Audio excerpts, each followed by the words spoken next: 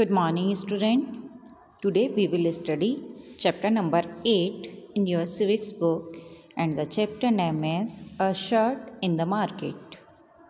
जो हमारा चैप्टर है काफ़ी इंटरेस्टिंग है।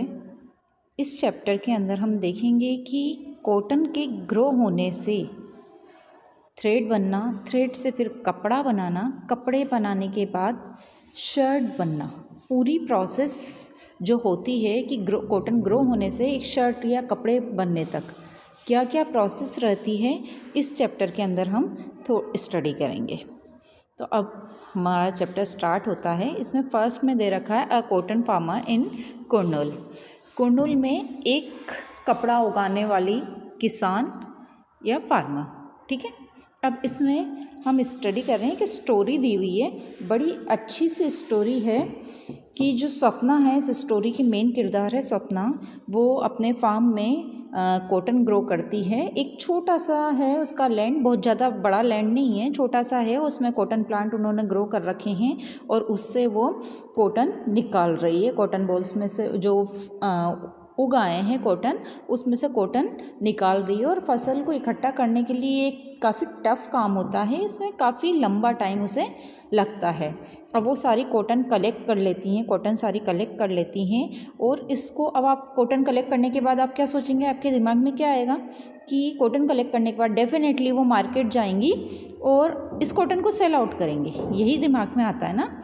बट ऐसा नहीं होता है। सपना अपने हस्बैंड को लेती है ना, और मार्केट नहीं जाती है। वो कहाँ जाती हैं?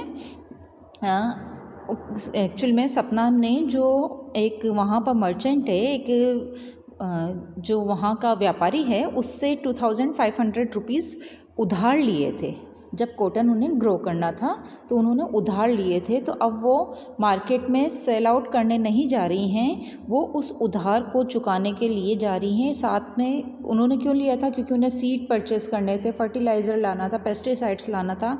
तो कॉटन में ये सब चीज़ें, कॉटन प्लांट जब हम ग्रो करते हैं तो इन सब चीज़ों की ज़रूरत होती है। उसके लिए उस स्वप्ना के पास मनी नहीं थी, तो उन्होंने उधार लिए थे। और उधार लेने के साथ सपना ने एक कंडीशन पर एग्री हो गई थी। उन्होंने प्रॉमिस किया था कि जितना भी कॉटन होगा वो उन्हीं को, उसी मर्चेंट को, उसी ट्रेडर्स को सेल आउट करेंगी। तो अब वो मार्केट नहीं जा रही है, उसी व्यापारी के पास जा रही हैं जिनसे उन्होंने उधार लिया था। अब जो हमारी कॉटन जो होता है, कॉटन को अगर हम कल्टीवेट करें, मतलब कॉटन ग्रो करें, कॉटन की खेती करें, तो बहुत सारी चीज़ों की ज़रूरत पड़ती है। बहुत कुछ इन्वेस्ट करने की ज़रूरत पड़ती है, जैसे फर्टिलाइज़र लाना है, पेस्टिसाइड्स लाना है। तो फार्मर को इन सब के लिए एक एक्सपेंस, मतलब पैसों की ज़रूरत होती है। और इन पैसों के लिए अगर किसी के पास नहीं है तो उन्हें क्या करना पड़ता है? उधार भी लेना होता है, क्योंकि किसान के पास बड़ी हालत ख़राब होती है किसानों की। छोटे छोटे काम के लिए भी उन्हें पैसा उधार लेना पड़ता है। अब जब वो पैसा उधार लेती हैं तो अब वो ट्रेडर्स के पास जाती हैं, है ना। वहाँ पर दो आदमी रुई के बोरे तोल रहे थे, कॉटन बैग्स जो होते हैं ना, वो तोल रहे थे। और उन्होंने कॉटन बैग्स की कीमत लगाई है 1500 पर क्विंटल, मतलब एक बोरे की कीमत 1500 रुपये है ना। तो दो बोरे की कीमत हो गई उनकी 3000, है ना। तो मतलब वो जितनी उनके पास कॉटन थी स्वप्ना के पास, उस हिसाब से 6000 उसे मिलने थे, लेकिन उन्होंने 3000 रुपये स्वप्ना को दिए। क्यों? क्योंकि 2500 रुपीज़ उन्होंने पहले से उधार दे रखे थे, प्लस उसका इंटरेस्ट। ऐसे करके उन्होंने 3000 रुपीज़ क्या हुआ, कट कर लिए। और 6000 में से, मतलब 6000 जो हमारा है ना, तो उसमें से उन्होंने क्या किया कि ओनली 3000 ही दिए हैं, बाकी के रुपीज़ उन्होंने अपने इसमें काट लिए हैं। तो सपना बोलती ओनली 3000, ओनली 3000। तो वो बोलते हैं रुई तो बहुत सस्ती मिल रही है मार्केट में, बाजार अभी इस टाइम पर मार्केट में बहुत सारी रुई आ गई है ना। इस तरह से वो रिप्लाई कहते हैं। तो सपना अगर बोलती भी है उनसे, अगेन सपना बोलती है कि मैंने इसके लिए 3-4 महीने से मैं बहुत मेहनत कर रही हूँ इस कॉटन को ग्रो करने में, और आप मेरी रुई भी देख सकते हैं, वो एकदम क्लीन है ना। और वो सोचती है कि मुझे इस बार तो काफ़ी अच्छी प्राइस मिलने की उम्मीद थी और आप मुझे कम प्राइस दे रहे हैं। इस तरह की बात स्वप्ना की उनसे होती है।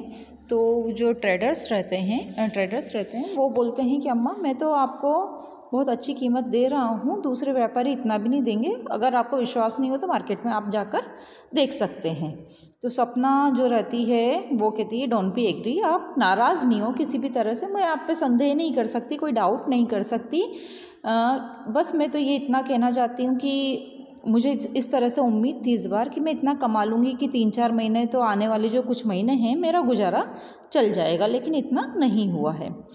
जबकि क्या है इन सब के पीछे बात क्या है कि सपना जानती है कि अगर ये मार्केट में अगर बेचती तो उसे 1800 रुपीज़ पर क्विंटल मिल सकते थे, मार्केट की जो रेट है।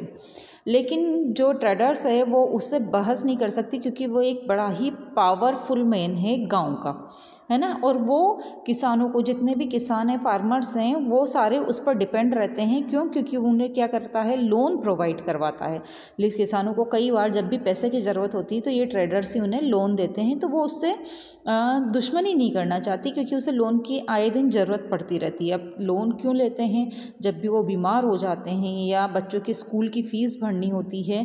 तो इस तरह के जब भी कुछ ऐसा आता है तो किसानों को कई बार साल में ऐसा होता है कि उनके पास कोई काम नहीं होता, इनकम का कोई सोर्स नहीं होता, तो भी जिंदा रहने के लिए भी उन्हें क्या ज़रूरत होती है, सर्वाइव करने के लिए भी लोन की ज़रूरत होती है। तो इसलिए सपना उनसे कोई आर्ग्यू नहीं करना चाहती। तो अब सपना जो है रहती है,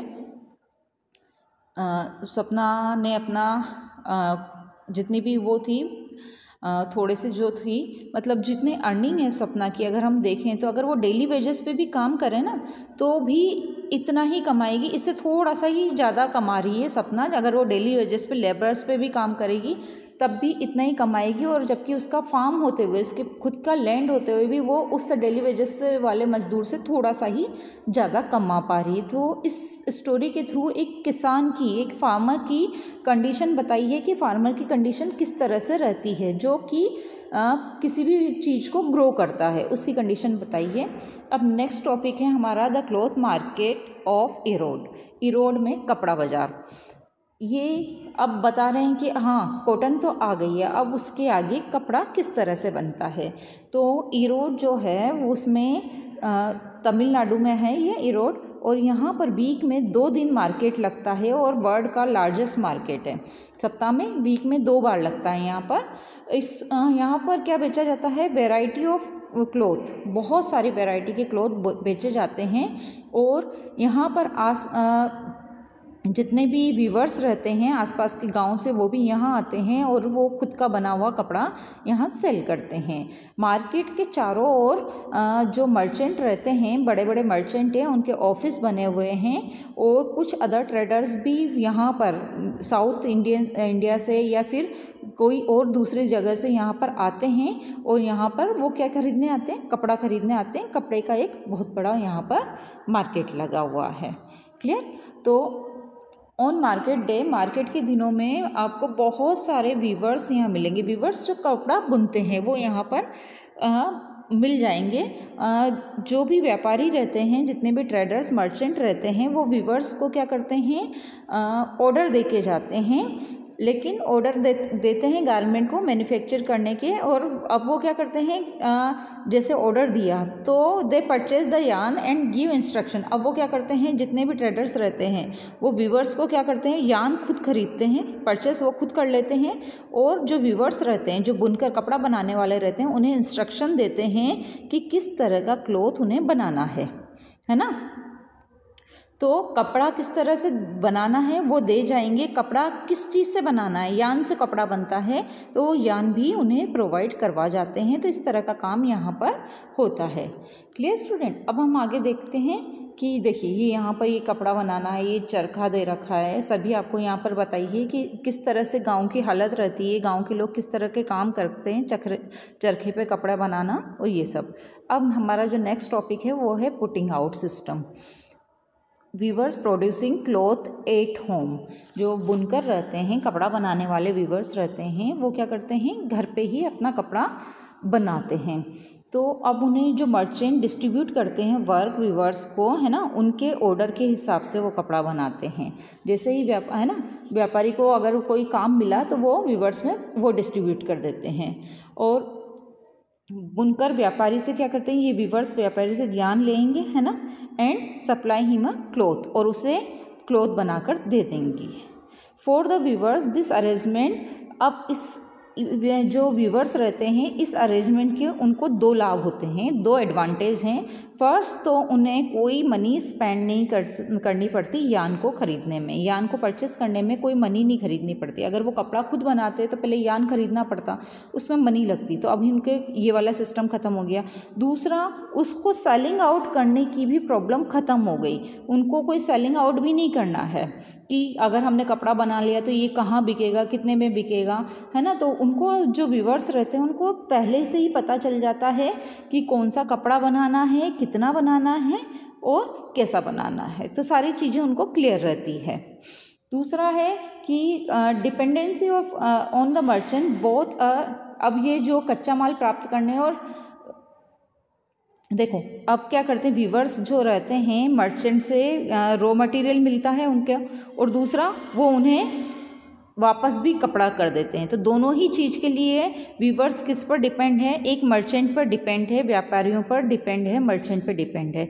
इसके कारण जो मर्चेंट का है वो पावर बढ़ जाती है, उनको काफ़ी पावर मिली हुई रहती है। वो ऑर्डर देते हैं कि किस तरह का कपड़ा बनाना है ना, और इसके लिए वो बहुत कम उसका वैल्यू लगाते हैं, जितनी वैल्यू मिलनी चाहिए उतना नहीं देते, क्योंकि उनका वर्चस्व रहता है, उनका पावर रहता है कि हम आपको सारी चीज़ें प्रोवाइड करा रहे हैं, आपको तो कपड़ा ही बनाना है, तो बहुत कम उसके लिए वो प्राइस देते हैं। और जो हमारे व्यूवर्स हैं उनके पास कोई ऐसा जरिया नहीं होता जिससे वो फाइंड आउट कर सकें कि किस तरह का मतलब ये मार्केट में कितने में क्लॉथ आएगा, कितने इसकी प्राइस, कितनी प्राइस में ये बिक रहा है। तो और जो ये मर्चेंट रहते हैं इनसे कपड़ा लेते हैं और गारमेंट फैक्ट्रीज़ को सेल आउट कर देते हैं, और जितना भी इस तरह का जो रहता है बाज़ार का झुकाव वो किस तरफ रहेगा, व्यापारियों की तरफ रहता है। बुनकर क्या करते हैं, जो भी वीवर्स रहते हैं अब उनका क्या खर्चा रहता है कि उनको ये कपड़ा बनाने के लिए लूम्स चाहिए, लूम्स मीन्स चरखे चाहिए, और एक चरखे की कॉस्ट होती है 20,000 रुपीज़, है ना। तो जितने भी स्मॉल वीवर्स रहते हैं अब उनको चरखे के लिए क्या करना पड़ता है, उसके लिए भी मनी बोरो करनी पड़ती है, क्योंकि एक भी कपड़ा बनाने के लिए कम से कम उन्हें 2 चरखे चाहिए ही चाहिए, और उसकी कॉस्ट होती है 40,000 मीन्स 40,000। तो इतने लूम्स लाने के लिए उनको 40,000 के लिए चाहिए, इसके लिए भी उन्हें मनी उधार लेना पड़ता है। और डिपेंडेंसी फिर वापस से किस पे आ जाती है, मर्चेंट पर आ जाती है, व्यापारियों पे दोबारा से डिपेंडेंसी आ जाती है। और कपड़ा बनाने के लिए जितने भी वीवर्स रहते हैं उनको 12 आवर पर डे काम करना पड़ता है, तब जाके कपड़ा बनता है। और जितने भी हैं फैमिली और फैमिली के सदस्य सभी मिलकर वो इस काम को करते हैं, और अब इतना मेहनत के काम करके एंड में उनको क्या मिलता है, 3,500 पर मंथ उनको इसका कीमत मिलती है। इतनी मेहनत 12 घंटे वो काम करते हैं, उसके बावजूद उनको काम की कीमत क्या मिलती है, 3,500, कितना कम उन्हें मिलता है। तो जो ये अरेंजमेंट होता है, अभी हमने देखा है कि अरेंजमेंट मर्चेंट वीवर्स को रॉ मटेरियल देता है, कपड़ा बनवाता है और वापस से कपड़ा उनसे ले लेता है, मीन्स वीवर्स को ओनली बनाना है। तो इस तरह का जो अरेंजमेंट होता है उसके लिए उन्हें पैसे दिए जाते हैं। इस अरेंजमेंट को हम कहते हैं पुटिंग आउट सिस्टम, ठीक है। तो ये पुटिंग आउट सिस्टम कहा जाता है। यहाँ व्यापारी क्या करता है, रॉ मटेरियल सप्लाई करता है और फिनिश प्रोडक्ट वापस से ले लेता है।